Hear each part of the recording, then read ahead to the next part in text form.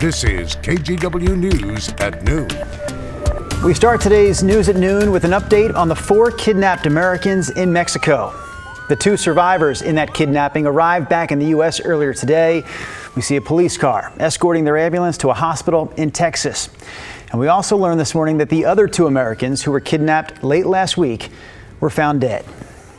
Thanks for joining us here at noon. I'm Drew Carney. This is our top story this hour. NBC's Morgan Chesky brings us the latest from Brownsville, Texas.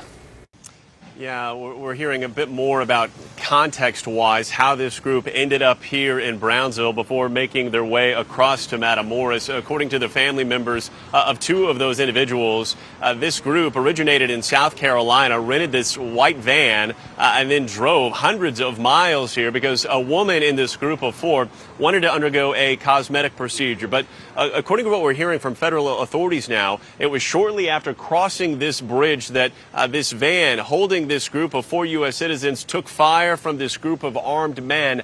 And what soon followed was what we witnessed in this horrific video, those gunmen taking these individuals away from that van, loading them into a white pickup truck, and then essentially for 3-4 days disappearing.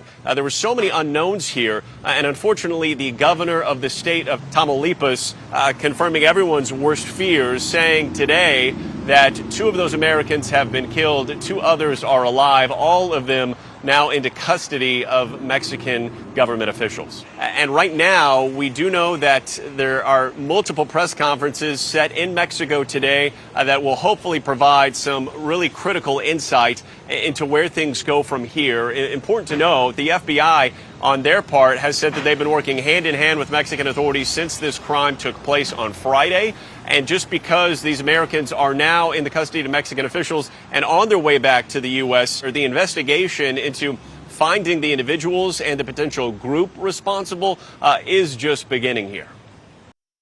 And we can actually add one more note to Morgan's report. In the last few minutes, we've learned that one person has been arrested in connection with the kidnapping. Of course, we will follow this story for you here on the air and online.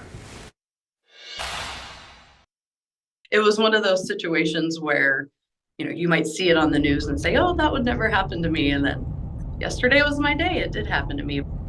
And now she's on the news. That woman says she was one of the targets this past weekend in a crime scheme that we told you about yesterday at this time.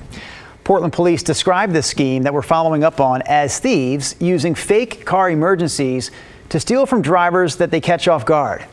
KGW's Mike Benner brings us more details after speaking to that woman we just heard from. Fortunately, I trusted my instincts. Laura Probst is breathing a sigh of relief after an unsettling encounter late Sunday afternoon. She says she was driving along Southeast Woodstock near Reed College when the driver in the car behind her started honking and flashing the high beams. Probst says she eventually pulled over near Lutz Tavern, and the car behind her did the same thing. She says a young boy in the passenger seat shouted at her to get out of the car because her car's exhaust system was acting up. Probst thought the whole thing was fishy and drove home immediately. My heart was racing and I was really shaky. And I walked in and told my boyfriend what happened. And it appears Probst wasn't alone.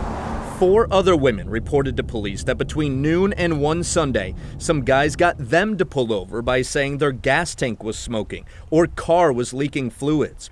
One of these incidents happened on Southeast Oaks Parkway, another one on Southeast Crystal Springs Boulevard. We're told one woman had her car stolen, one had her purse stolen, the others managed to get away. Just like Laura Probst, who's convinced the same 2 people are behind it all. Yeah, it was scary. I was terrified.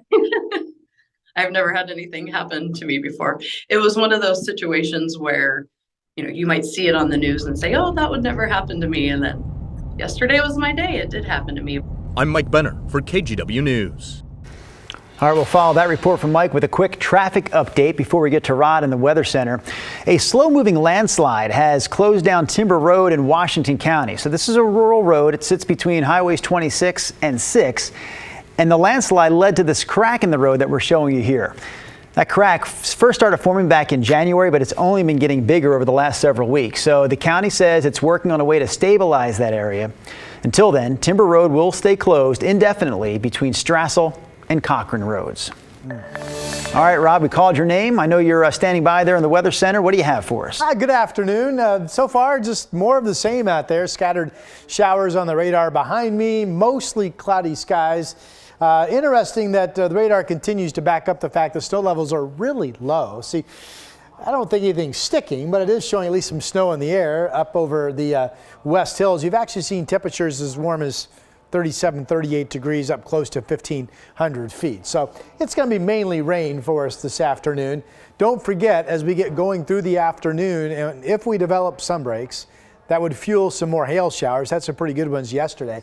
Speaking of, kind of ominous skies off to the distance there from our Schnuckwinds Casino Resort camera in Lincoln City. You get out to the gorge right now and partly cloudy in Hood River. That's Cathedral Ridge Winery. Nice quiet afternoon so far. A little brightness in downtown. We're up to 47 degrees, which is running warmer than we were 24 hours ago. Again, temperature is really not an issue right now, 46 in Salem. Just cool for this time of the year, of course. Don't forget, could be a hail shower at some point later this afternoon. Futurecast Drew Carney has been biting on passing snow showers early tomorrow morning, which could happen. We'll talk more about that coming up. I feel like we've heard the script before, Rod. All right, more from Rod coming up a little bit later. Right now, we do have a couple of other national headlines to get to, starting with another train crash in Ohio involving the rail company Norfolk Southern. This time, the crash was fatal. It happened in Cleveland, and a Norfolk Southern employee died when the train hit a dump truck. This happened on a line that runs through Cleveland Cliff Works. A spokesperson for Cleveland Cliff Works says the accident is being handled at this point by police and Norfolk Southern. Police say the victim is a 46-year-old. The cause of the crash still under investigation. Of course, this is just the latest in a string of crashes involving Norfolk Southern in Ohio lately, including this violent derailment that was caught on camera near Springfield. We also had last month's toxic derailment in East Palestine. Since that accident, more than 700 tons of contaminated soil and 2 million gallons of toxic liquid have had to be removed from the crash site. We're also hearing about a scare in the air Sunday for some passengers on a United Airlines flight. This is the latest in a recent string of troubling incidents on American planes. So according to a criminal complaint filed by Boston police, this all started when a man tried to open an emergency exit on the plane and jump out mid-flight. Investigators say when staff intervened, he became erratic and later stabbed a flight attendant in the neck with a broken metal spoon. We're hearing from one of the passengers on that flight. He was, visibly upset, saying that he was Balthazar. His father was Dracula. He was going to kill all the men on the plane. There was going to be a bloodbath. He was asking where Homeland Security was. So other passengers on that plane actually took turns holding him down until the plane landed and he could be apprehended at Logan Airport about 30 minutes after this video that we're showing you here was actually taken.